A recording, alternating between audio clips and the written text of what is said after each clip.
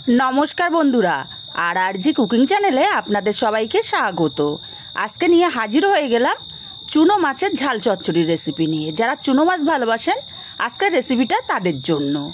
तो चलुन शुरू करा जाक। आमी एखाने 250 ग्राम चुनो माछ खूब भालो करे परिष्कार करे तारपर धुए नियेछि। एखाने दिये दिलाम हाफ चामच लबण और हाफ चामच हलुद। लबण हलुदटा माछेर साथे खूब भालो करे माखिये नेब। जेहेतु चुनो माछ खूबই नरम ताई आलतो हाथे माखिए निते हबे। लबण हलुदटा खूब भालो करे माखिए निয়েছি। এবার চলে যাব সোজা রান্নাতে।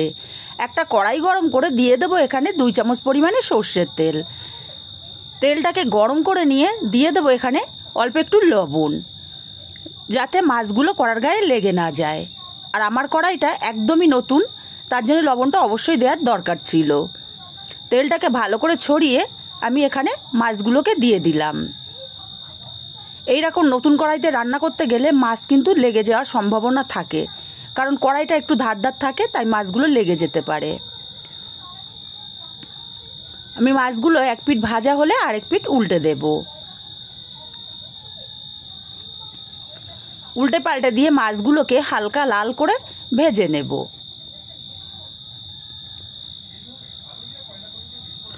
মাছগুলো দেখুন উল্টে পাল্টে হালকা লাল করে ভেজে নিয়েছি। আমার কড়াইটা বললাম না নতুন, তার জন্য হালকা একটু লেগে যাচ্ছে। কড়াইটা যখন মাঝে মাঝে প্লেন হয়ে যাবে তখন আর এই অসুবিধাটা হবে না। মাছগুলো উল্টে পাল্টে বেশ একটু লাল লাল করে ভেজে নিয়েছি। এখন এই মাছগুলোকে আমি নামিয়ে নেব।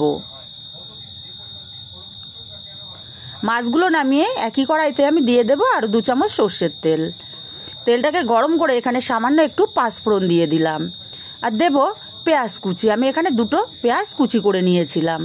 পাঁচফোড়ন আর পেঁয়াজ যে কোনো তরকারিতে ফোড়ন দিলে একসাথে দারুণ একটা ফ্লেভার আসে। দুটো ফোড়নের যে গন্ধটা মিলিয়ে দারুণ একটা ফ্লেভার চলে আসে তরকারির মধ্যে। পেঁয়াজটাকে হালকা করে ভেজে নিয়েছি। এখন দিয়ে দিলাম 1 চামচ গ্রেট করা রসুন। রসুনটাকেও ভেজে নেব, রসুনের কাঁচা গন্ধটা চলে গিয়ে রসুন থেকে একটা দারুণ গন্ধ বেরোনো পর্যন্ত। রসুন ভাজার সুন্দর একটা গন্ধ বেরিয়ে গেছে। এখন এখানে দিয়ে দেব আলু। আমি 2টো ছোট ছোট সাইজের আলু কুচি করে কেটে নিয়েছি। এখন এই আলুটা পেঁয়াজ আর রসুনের সাথে কিছুক্ষণ ভাজা ভাজা করে নেব। এতে করে আলুটা নরম হয়ে যাবে আর আলুটা বেশ ভাজা ভাজা হয়ে যাবে। দেখেই বুঝতে পাচ্ছেন আলুগুলো বেশ ভাজা ভাজা হয়ে গেছে। এখন এখানে দিয়ে দেব হাফ চামচ হলুদ আর স্বাদ মতো লবণ। দিয়ে দেব টমেটো। আমি একটা টমেটো কেটে নিয়েছি আর দিয়ে দিলাম কয়েকটা চেরা কাঁচা লঙ্কা।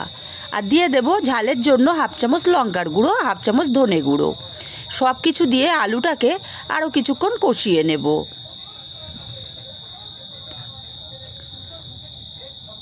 মিনিট 3-4 সময় নিয়ে আমি কষিয়ে নিয়েছি আলুটাকে। এখন আলুটা অনেকটাই সেদ্ধ হয়ে গেছে। এবারে আমি এখানে দিয়ে দেব জল।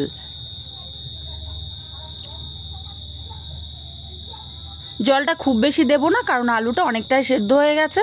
অল্প পরিমাণেই জল দিলাম এখানে। নাড়াচাড়া করে দিয়ে তরকারিটাকে ফুটতে দেব। তরকারিটা ফুটে গেছে।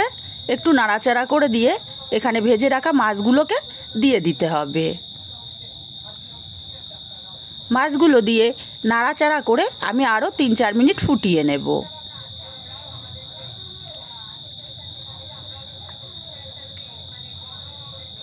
3 মিনিট আমি মাছগুলো দিয়ে ফুটিয়ে নিয়েছি।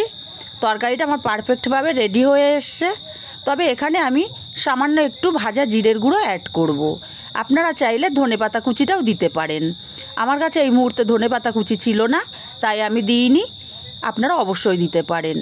ভাজা জিরের গুঁড়োটা দিয়ে নাড়াচাড়া করে মিশিয়ে নামিয়ে নিলেই রেডি হয়ে যাবে চুনো মাছের চচ্চড়ি।